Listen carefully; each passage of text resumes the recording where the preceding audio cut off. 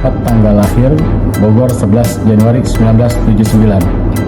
Saya mendapatkan perintah dari Bapak Maijen Purnawirawan Kiflan Zain melalui Haji Kurniawan alias Iwan untuk menjadi eksekutor penembakan target atas nama 1. Wiranto, 2. Luhut Binsar Panjaitan, 3. Budi Gunawan, 4. Boris Mere.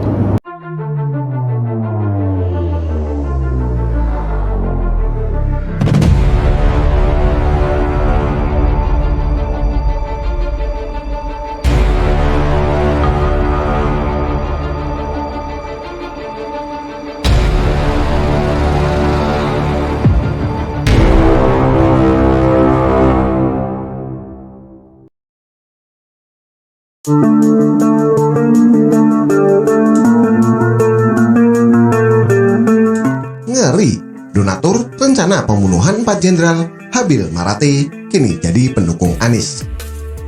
Ditulis oleh Ferry Fadli. Pasca didukung secara resmi oleh Nasdem, perlahan tapi pasti pendukung Anies kian bertambah. Mulai dari beberapa kader Partai Demokrat ikut-ikutan mendukung, hingga kader PKS banyak pula yang ingin partainya turut mengusung mantan Mendikbud tersebut. Termasuk beberapa orang yang pernah jadi pendukung Jokowi, sekarang menjadi pendukung Anies. Seperti ex-menteri ESDM Sudirman Said, mantan Menteri Perdagangan Thomas Lembong, mantan Wamen ATR BPN Surya Chandra, dan mantan staf sus Ahok Suni Tanuwijaya.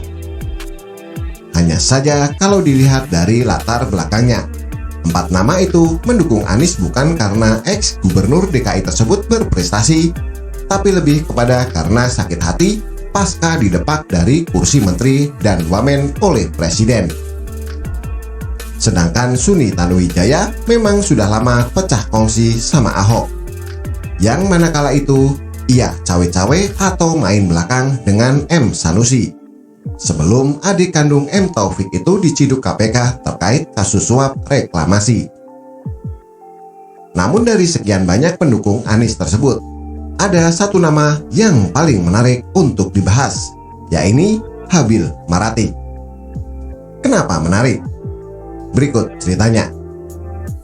Kala itu nyaris saja terjadi G30 SPKI Jilid 2, yang mana ada beberapa pihak merencanakan pembunuhan terhadap 4 jenderal, Wiranto, Luhut, Budi Gunawan, dan Boris Mere.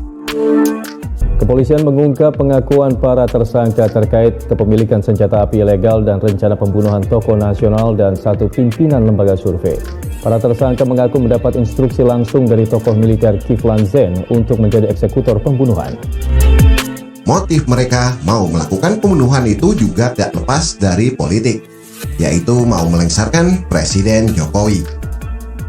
Namun karena Presiden pengawalannya super ketat, maka orang-orang terdekatnya dulu yang dibasmi.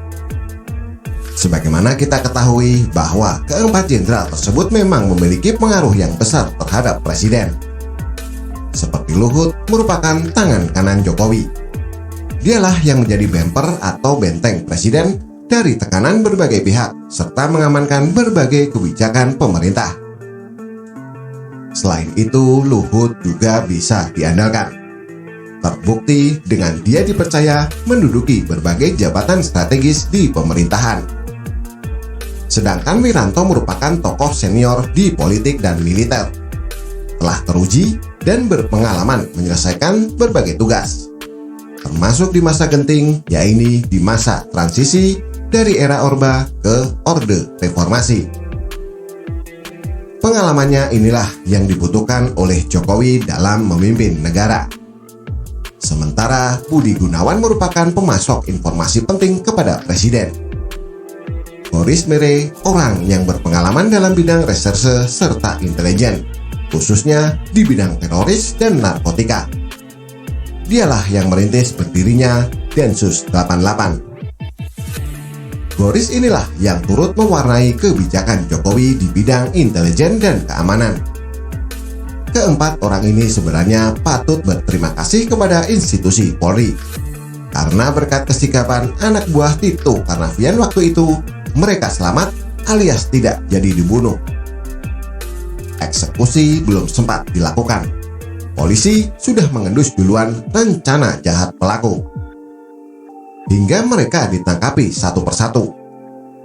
Nah, salah satu pelakunya adalah si Habil Marati, pendukung Anies itu. Lantas, apa peran kader senior P3 tersebut? Sebagai penyandang dana. Dialah yang memberikan uang kepada Kiflan Zen dengan rincian 10 juta rupiah untuk biaya operasional dan pembelian senjata api serta 50 juta rupiah untuk mendanai demo. Jadi tidak semua demo itu murni menyampaikan aspirasi. Ada juga di antara mereka yang disuruh oleh pihak tertentu untuk memancing terjadinya kerusuhan. Kemudian Habil memberikan uang lagi kepada Kiflan sebanyak 150 juta rupiah. Setelah dapat duit itulah Kiflan mencari eksekutor bayaran. Di antaranya adalah Iwan Kurniawan. Pasca memiliki bukti-bukti yang kuat, polisi akhirnya menangkap Habil di rumahnya di Kebayoran Lama, Jakarta Selatan pada 29 Mei 2019 silam. Berdasarkan hasil persidangan, ia dinyatakan terbukti sebagai penyandang dana kasus rencana pembunuhan terhadap Luhut dan kawan-kawan. Jaksa pun menuntutnya dengan hukuman 2,5 tahun penjara kala itu. Hanya saja, oleh majelis hakim, Habil hanya divonis 1 tahun penjara. Seandainya saja Doi dan Kiflan divonis hukuman mati atau hukuman seumur hidup, bisa lebih tenang warga plus 62 saat ini, tanpa takut diancam dibunuh atau dieksekusi. Karena Jenderal Bintang 4 saja mau mereka bunuh, apalagi orang biasa. Sekarang si Habil ini sudah menghirup udara bebas. Dialah termasuk orang yang paling sibuk mengkampanyekan Anies secara langsung. Lantas, apa saja yang dilakukan oleh mantan anak buah Surya Dharma Ali itu? Pertama, menggelar acara deklarasi mendukung Anies sebagai Capres 2024 di Yogyakarta pada 16 November 2022 kemarin. Kedua, Habil mendirikan organisasi sayap ilegal P3 yang diberi nama Forum Ka'bah Membangun. Forum inilah yang menampung para kader P3 yang mendukung Anies. Dan masih ada lagi yang akan dilakukan oleh Habil dalam rangka memenangkan Anies ke depannya. Uniknya, Wan Habil sudah bergerak menjadi tim ses Anies itu di saat partainya belum menentukan siapa yang akan diusung pada Pilpres 2024. Dan hingga saat ini, P3 masih berada di koalisi Indonesia Bersatu yang tidak mengusung Anies. Sudah kayak dia saja yang jadi ketua P3. Padahal yang paling berkuasa di partai berlambang Ka'bah tersebut adalah Mardiono. Ini jelas akan menimbulkan gejolak baru lagi di internal P3. Setelah partai yang berdiri pada 1973 itu sempat memanas dengan dilengsarkannya Ketua Umum Suharto Monoarfa. Melihat rekam jejaknya yang mengerikan itu, yaitu penyandang dana rencana pembunuhan terhadap pejabat negara. Menang kalahnya Anies di Pilpres, sudah selayaknya si Habil ini diwaspadai. Kenapa? Karena kalau Wan Anies yang terpilih jadi presiden, bisa saja mantan gubernur DKI itu yang akan dikudeta.